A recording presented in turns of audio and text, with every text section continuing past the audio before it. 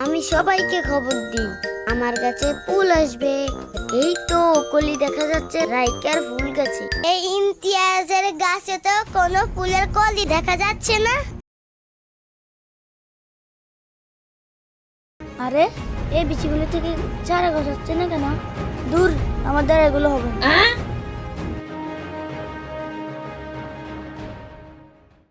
ওহো ইয়ে আমার গাছে ফুল ফুটেছে। ওহো ইয়ে আমার গাছে ফুল ফুটেছে। দেখি তো আয়ানের গাছে ফুল ফুটছে কিনা। রাইকা, ওই রাইকা, রাইকা। আয়ান তো দেখি ভালোই গাছের যত্ন নিচ্ছে। এই দেখো আমার ফুল গাছে কি সুন্দর সুন্দর ফুল ফুটেছে। তোমার গাছে কি ফুল ফুটেছে? আমি তো এই খবরটা দেওয়ার জন্য এসেছি তোমার কাছে। সবাই তো পুরস্কার নেওয়ার জন্য উঠে পড়ে লেগেছে, আর আমারটা তো কোনো খবরে নেই। একটা ব্যবস্থা করতে হবে, আমাকেও পুরস্কার নিতে হবে। একটা আইডিয়া এসেছে।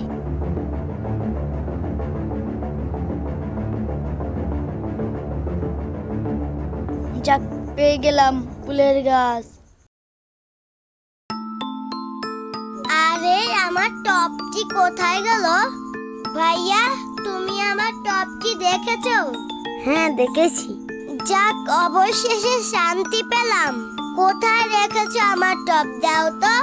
কোথায় আর রাখবো, এখানেই তো রেখেছিলাম। তুমি আমার সাথে মজা নিচ্ছ কেন?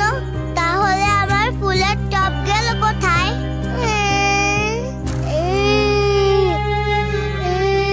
আমার ফুলের টপটা নিয়ে গেছে। চোরে আমার ফুলের টপটা নিয়ে গেছে। রাইকা, তুমি কেন কান্না করছো? আমি আমার ফুলের টপ খুঁজে পাচ্ছি না। খুঁজে পাচ্ছ না মানে? আমি কত কষ্ট করে ফুল গাছটি বড় করেছি। চোর এসে আমার ফুলের টপটি নিয়ে যায়। তুমি শান্ত হও রাইকা, আমি দেখছি কি করা যায়। চোর এসে আমার ফুলের টপটি নিয়ে যায়।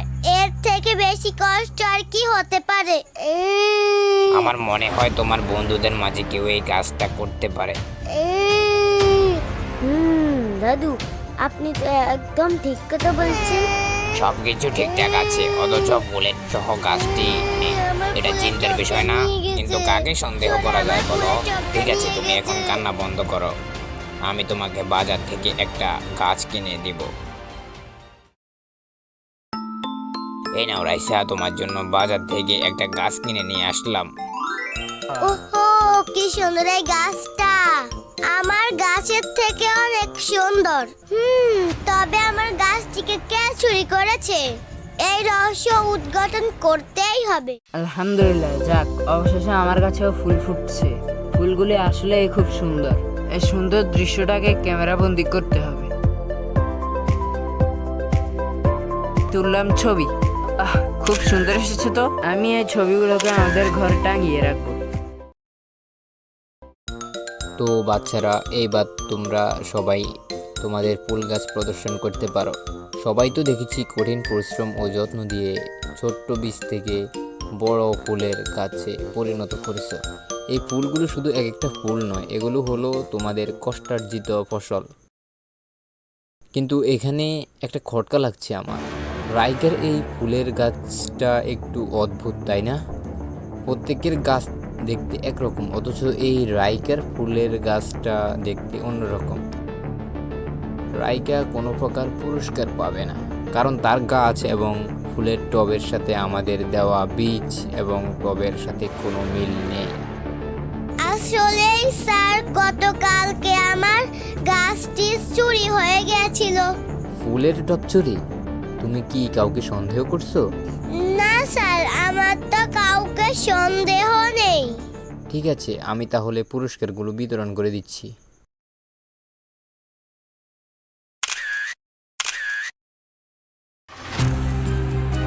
আমি কত কষ্ট করে ফুল গাছটি বড় করেছি।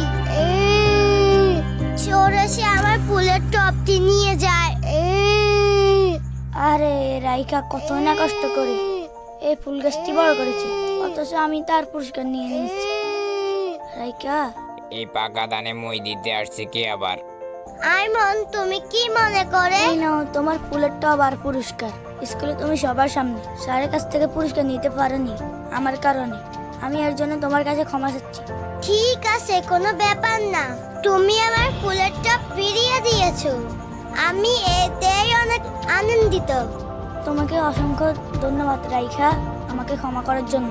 যদিও আমি পুরস্কারের আশায় গাছটি বড় করেছিলাম, কিন্তু পুরস্কারের চেয়ে গাছটি হারানোর কষ্টই বেশি ছিল।